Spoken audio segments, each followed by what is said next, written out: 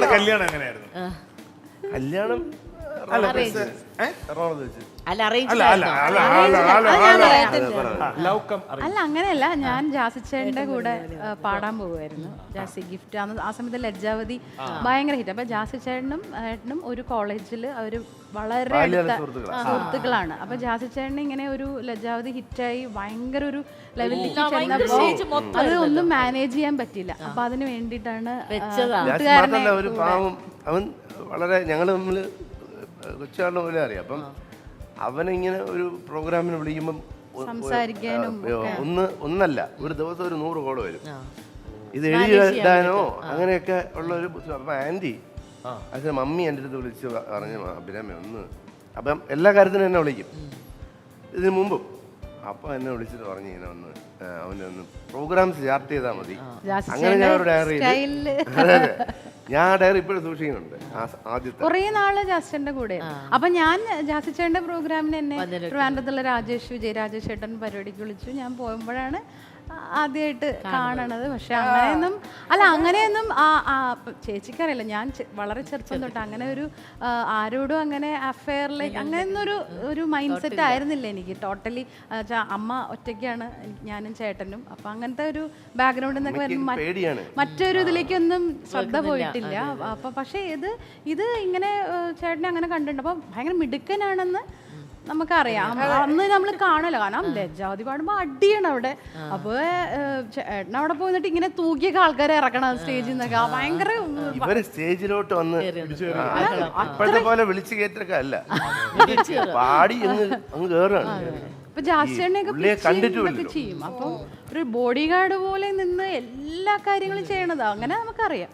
പക്ഷെ രാജേഷേട്ടന്റെ ഫാമിലിയാണ്, രാജേഷേട്ടനാണ് ഇങ്ങനെ ഒരു പ്രപ്പോസൽ പോലെ എൻ്റെ അമ്മയുടെ അടുത്ത്. അതിലും കൈരളിക്കൊരു സ്ഥാനമുണ്ട്.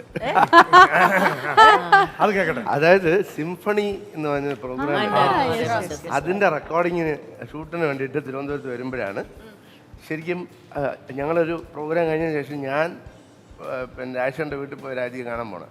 അജയല്ല അമ്മയുടെ അടുത്ത് വർത്താൻ പറയാൻ പോകുന്നത്. അന്നാണ്. അത് കഴിഞ്ഞിട്ട് നെക്സ്റ്റ് ഡേ ആണ് ഈ പ്രപ്പോസല്. അതിന്റെ ഒരു കോൺഫിഡൻസ് ശ്രീകൃഷ്ണകുമാർ സാറാണ് അത്. അപ്പൊ അന്ന് ഞാൻ സീമന്തരേഖയിൽ എന്നുള്ള പാട്ട് പാടുന്നു. അപ്പൊ സാർ എന്നോട് ചോദിച്ചു ഈ സീമന്തരേഖ എന്താണെന്നറിയോ? അപ്പൊ ഞാൻ പറഞ്ഞു ഇതല്ലേ എന്ന് ചോദിച്ചു.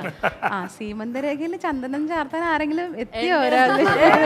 അപ്പൊ ഞാൻ പറഞ്ഞു ഇതുവരെ ഇല്ല, ഇനിയിപ്പൊ ഇത് കഴിഞ്ഞിട്ടുണ്ടാവും പറഞ്ഞു. പക്ഷെ കറക്റ്റ് അത് കഴിഞ്ഞ് ഞങ്ങൾ വീട്ടിലെത്തി.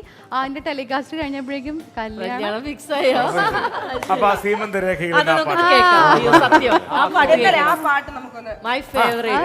എനിക്ക് ഭയങ്കര ഇഷ്ടമാണ്. സീമന്തരേഖയിൽ ചന്ദനം ചാർത്തിയ ഹേമന്ത നീല നിശീദിനി. സീമന്തരേഖയിൽ ചന്ദനം ചാർത്തിയ ഹേമന്ത നീല നിശീദിനി. മാനസദേവന്റെ ചുംബനപ്പൂക്കളോ സ്മരവതി നിന്റെ ചൊടിയിണയിൽ സീമന്തരേഖയിൽ ചന്ദനം ചാർത്തിയ ഹേമന്ത നീല നിശീദിനി.